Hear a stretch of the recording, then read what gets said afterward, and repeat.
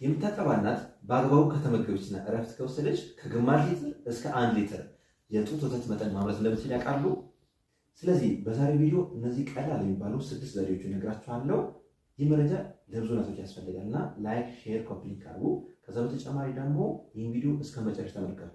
ለብዙ እናቶች የሚደርሰው ቪዲዮ እስከ መጨረሻ ተመለከቱ ነው።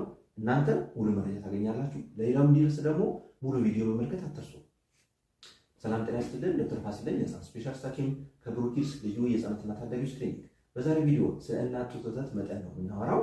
የጡት ወተት መጠንን ለመጨመር የሚረዱ ትክክለኛ የሚባሉ በሳይንስ የተደገፉ 6 ዘዴዎች አሉ። እነዚህ እነግራችኋለሁ። ከዛ በተጨማሪ ደግሞ አንድ እናት በምታጠባ ወቅት ምን ያህል ምግብ ያስፈልጋታል፣ በቀን ስንት ጊዜ ትመገብ፣ ከዛ በተጨማሪ ደግሞ ምግቦቹ የትኞቹ ናቸው የሚለው ነገር በግልጽ እነግራችኋለሁ። እስከ መጨረሻ ተከታተሉ። እንግዲህ የእናት ነገር የሚጀምረው ገና ከእርግዝና ወቅት ጀምሮ ነው። በእርግዝና ወቅት አንድ እናት ብቻ ከእርግዝና በፊት ትክክለኛ ኪሎ፣ ትክክለኛ የሰውነት አቋም ይዛ ብትጀምር የተሻለ ነው የሚሆነው። ልክ እርግዝና ሲፈጠር ደግሞ በፊት ከምትወስደው ምግብ ቢያንስ በ300 ኪሎ ካሎሪ የበለጠ ምግብ መውሰድ አለባት። ያ ማለት ተጨማሪ 2 ወይ 1 መክሰስ ያስፈልጋታል ማለት ነው። በፊት ከለመደችው ምግብ ተጨማሪ መክሰስ ያስፈልጋታል ማለት ነው። ይህን ኪሎ ካሎሪ ስታዘጋጅ ወይም ስትመገብ ጡቷንም እያዘጋጀች ነው፣ ለልጇ የሚሆነው ጡት እያዘጋጀች ነው። ተጨማሪ ደግሞ ማህፀን ውስጥ ያለውን ልጅ እየመገበች ነው ማለት ነው። ስለዚህ የመጀመሪያው 6 ወር በጣም ክሪቲካል ስለሆነ እናቶች እርጉዝ መሆናችሁ ካወቃችሁበት ጊዜ ጀምሮ በቂ ምግብ እንዲሁም በፊት ከምትመገቡት ምግብ ተጨማሪ 1 ምግብ መብላታችሁን እርግጠኛ መሆን አለባችሁ። ከዚህ በተጨማሪ ደግሞ አንድ እርጉዝ እናት አይረን መጠኗ ወይም አይረን ኒዷ በጣም ከፍተኛ ነው። አይረን የምንላቸው በነገራችን ላይ ከምግብ የሚገኝ ንጥረ ነገር ነው። ለምሳሌ የጉበት ስጋ፣ የዶሮ ስጋ፣ የአሳ ስጋ፣ ከስጋዎች ከፍተኛ አይረን አለ። ከዛ በተጨማሪ ደግሞ ከአረንጓዴ አትክልቶች ማግኘት ይቻላል፣ ከእንቁላል ማግኘት ይቻላል። እነዚህ የበለጠ መጠቀም ይኖርባታል። እነዚህ ስታደርግ ጡቷን በዛው እያዘጋጀች ነው ማለት ነው። በነገራችን ላይ ጡት ለማጥባት የአእምሮ ሬዲነስ ያስፈልጋል። በእርግዝና ወቅት እኔ ልጄ ማጥባት እችላለሁ፣ በቂ አመርታለሁ ብሎ ራስን ማዘጋጀት። ያ ብቻ አይደለም። ምናልባት የተለጠፈ የእናት ጡት ጫፏ ካለች፣ ይሄ ኢንቨርትድ ኒፕል ከሆነ ወይም ፍላት ኒፕል ከሆነ ማስተካከል ያስፈልጋል፣ ገና ከእርግዝና ወቅት ጀምሮ ማለት ነው። ስለዚህ እርግዝናው ተጠናቆ ደግሞ ልጁ ከተወለደ ጊዜ ጀምሮ እስከ 1000 ቀናት ባሉ ቀናቶች ለልጁ አይምሮ በጣም ወሳኝ የሚባሉ ቀናቶች ናቸው። ልጁ አይምሮ እንዲያድግ፣ ሰውነቱ እንዲያድግ በጣም መሰረታዊ ቀናቶች ናቸው። በዚህ ጊዜ የእናት ጡት ወተት በጣም መሰረታዊ ነገር ነው። ነገር ታዲያ ምንድነው የጡት ወተት መጠናቸው ነው። ልክ ሲያሉት በጣም ትንሽ 30 ኤምኤል 60 ኤምኤል ነው የሚያመርተው እና ጥናቶች እንደሚያሳዩት በትክክል ምግብ ከተመገበች አንድ እናት ከግማሽ ሊትር እስከ 1 ሊትር ይፍን የጡት ወተት መጠን መጨመር ትችላለች ወይም ማምረት ትችላለች።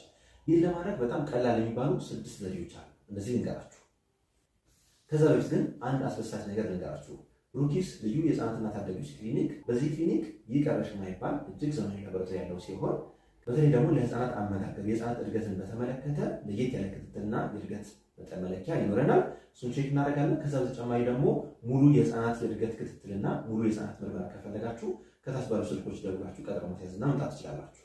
እነዚህ 6 ዘዴዎች ከመናገሬ በፊት አንድ ነገር ልንገራችሁ። ሁሌም የመጀመሪያዎቹ ከ3 እስከ 5 ቀን ባሉ ቀናቶች፣ ልጁ ከተወለደ ከ3 እስከ 5 ቀን ያሉ ቀናቶች በጣም ክሪቲካል ናቸው። በእነዚህ ከ3 እስከ 5 ቀን ባሉ ጊዜያቶች የሚመረት አንድ ሆርሞን አለ፣ ኦክሲቶሲን ይባላል። የሚመረተው ከጭንቅላት ከአይምሮ ነው። ያ ሆርሞን እንዲመረት ደግሞ እናት በቂ እረፍት ያስፈልጋታል፣ በቂ እንቅልፍ ያስፈልጋታል፣ በቂ የሆነ ምግብ ያስፈልጋታል። መጨናነቅ የለባትም። ዲፕሬሽን፣ ጭንቀት፣ ህመም ካላት ግን የእናት ጡት ወተት መጠን ሊቀንሱ የሚችሉ ነገሮች ናቸው ሁሌም። ስለዚህ ጡቴ ማምረት ይችላል ብሎ መረጋጋት የመጀመሪያው ስቴፕ ነው እና ይህ ማድረግ ይኖርባቸዋል። የመጀመሪያው ዘዴ በቂ የሆነ ፈሳሽ መውሰድ። የመጀመሪያው ዘዴ ሁሉም እናቶች ማድረግ ያለባችሁ በቂ የሆነ ፈሳሽ ምግቦችን መውሰድ። ውሃ ሊሆን ይችላል፣ ጁስ ሊሆን ይችላል፣ ሀባብ ጁስ ሊሆን ይችላል፣ ፓፓያ ጁስ፣ አቮካዶ ጁስ ሊሆን ይችላል። ማንኛውም ፈሳሽ ነገሮችን በተደጋጋሚ መውሰድ ይመከራል። በተለይ ደግሞ ለብ ያሉ ፈሳሽ ነገሮችን ለምሳሌ አጥሚት ሊሆን ይችላል፣ የአጃ አጥሚት ሊሆን ይችላል፣ የገብስ ሊሆን ይችላል። እነዚህ የመሳሰሉት ለብ ያሉ ነገሮች ሲሆኑ ሰውነት የማነቃቃት ባህሪ ይኖራቸዋል እና እነዚህ መጠቀም ትችላላችሁ። ሌላው ትኩስ ነገር ደግሞ ቡናና ሻይ ነው። ቡናና ሻይ አንድ የምታጠባ እናት መውሰድ አለባት ወይስ የለባትም? ይህን መጨረሻ እነግራችኋለሁ። እስከ መጨረሻ ተከታተሉ። ሁለተኛው ዘዴ ደግሞ ከፍተኛ ፕሮቲን ያላቸው ምግቦችን መጠቀም። ለምሳሌ ቅድም የዘረዘርኳቸው አይረን ያላቸው ምግቦች፣ ስጋዎች፣ በተለይ እንቁላል፣ ወተት ከፍተኛ ፕሮቲን ስላላቸው የእናት ወተት መጠን ለመጨመር በጣም የሚረዱ ነገሮች ናቸው። በተጨማሪ ደግሞ የአተር ዝርያዎች ቦሎቄ ወይም አባጮማ የሚባለው አተር፣ ባቄላ የመሳሰሉ ሌጊምስ የምንላቸው ነገሮች ከፍተኛ ፕሮቲን አላቸው። እነዚህ በተለያየ አይነት ፎርማት እያዘጋጃችሁ መጠቀም ትችላላችሁ።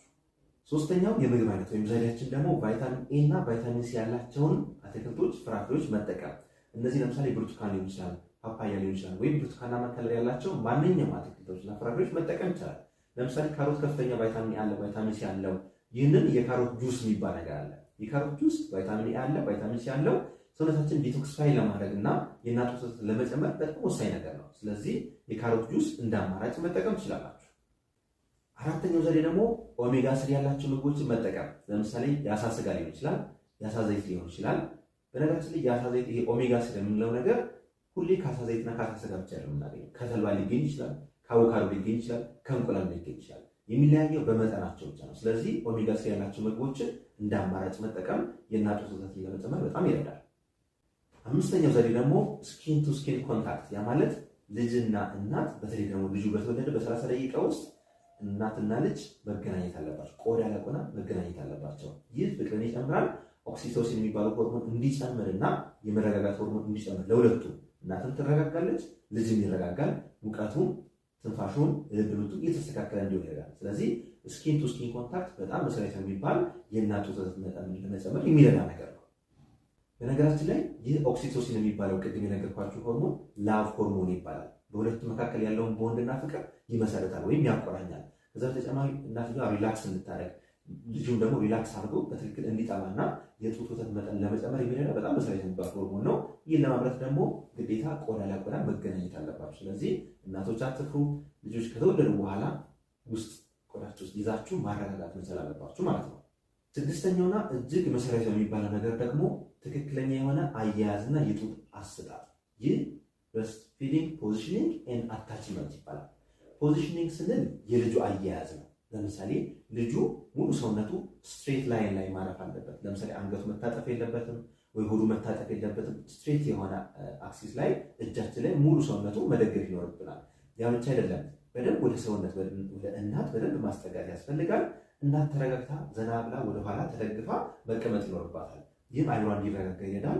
ልጁ ወደ እሷ ማንሳት አለብን እንጂ ወደ ልጁ መቅረብ የለባትም። እሷ ወደ ልጁ ከቀረበች ወደታች ጎንበስ ካለች ለእሷ ማይመቻትን ይጨንቃታል። ስለዚህ ትክክለኛ ፖዚሽን እናትየዋ ተደግፋ መቀመጥ፣ ልጁ ወደ ራሱ ማስጠጋትና ደረቷን ከደረቱ ወይም ከሆዱ መገናኘት አለበት። ይህ ትክክለኛው ፖዚሽኒንግ ነው። ይህ አያያዙን ይጠቁማል። ሁለተኛው ደግሞ አታችመንት ይባላል። አታችመንት ደግሞ ራሱ የቻለ 4 ክራይቴሪያ አለ። አታችመንት የሚባለው የልጁ አፍና የእናትየዋ ጡት ግንኙነት የሚፈጥሩበት አንግል ነው። የመጀመሪያው ስቴፕ አታችመንት ለመፍጠር የመጀመሪያው ስቴፕ በእናት ጡት በጫፏ የልጁን አፍ ነካ ማድረግ። ከዛ ልጁ በደንብ አፉ ሲከፍት በደንብ ማጉረስ። ስናጎርሰው አብዛኛው የጡት ፓርት ወደ አፉ መክተት አለበት እንጂ ጫፏን ብቻ መያዝ የለበትም። ጫፏን ብቻ የሚይዝ ከሆነ አንደኛ የእናትየዋ ጡት ጫፍ እየቆሰለ ይሄዳል። ሁለተኛ በአግባቡ በደንብ ስለማይመጣው ወተት በደንብ ላያመርት ይችላል። ስለዚህ በደንብ ማጉረስ ተገቢ ነው የሚሆነው። ሶስተኛው ክራይቴሪያ ደግሞ ከንፈሩ በደንብ ግልብጥ ብሎ በደንብ መታየት አለበት። ልጁ በደንብ ሲጎርስ ራሱ ያስታውቃል ትክክለኛ አታችመንት እንዳለው። ሌላው 3-4 እየጠባ ዋጥ ሲያደርግ በትክክል ወተት እያገኘ መሆኑ ያስታውቃል። ሆኖም ግን በጣም የመምጠጥ ስሜት ለምሳሌ ሚል ድምፅ ከተሰማ ትክክል አይደለም፣ በአግባቡ ልጁ እየጠባ አይደለም ማለት ነው። ስለዚህ በተቻለ መጠን የእናቱ ወተትና የልጁ አያያዝ ፖዚሽኒንግ የእናት አታችመንት የምንለው ራሱን የቻለ ክራይቴሪያ ያለው። ይህ እናት ቁጭ ብላ ሆስፒታል ውስጥ ልክ እንደተወለደ ልጁ እዛ ያሉት ሚድዋይፎች፣ የጤና ባለሙያዎች፣ ሐኪሞቹ በደንብ ሊያስረዱ ይገባል። ስለዚህ ይህን ሁሉ አድርገን ግን የእናት ወተት ለልጃችን በቅቷል ወይስ አልበቃም የሚለውን በምን ማረጋገጥ ይቻላል? የብዙ እናቶች ጥያቄ ነው። ጡቴ በቅቶታል ወይስ አልበቃውም የሚለውን ራሱን የቻለ ክራይቴሪያ ነው። ወደ 6 ክራይቴሪያዎች አሉት። እነዚህ ሰፋ አድርጌ በሚቀጥለው ቪዲዮ ይዤላችሁ እመጣለሁ። ያ ቪዲዮ እንዲደርሳችሁ ሰብስክራይብ አድርጋችሁ የደወል ምልክት መጫን አትርሱ። ዶክተር ፋሲል ነኝ፣ ስፔሻሊስት ሐኪም። ቤተሰብ እንድትሆኑ ተጋብዛችኋል። መልካም ጊዜ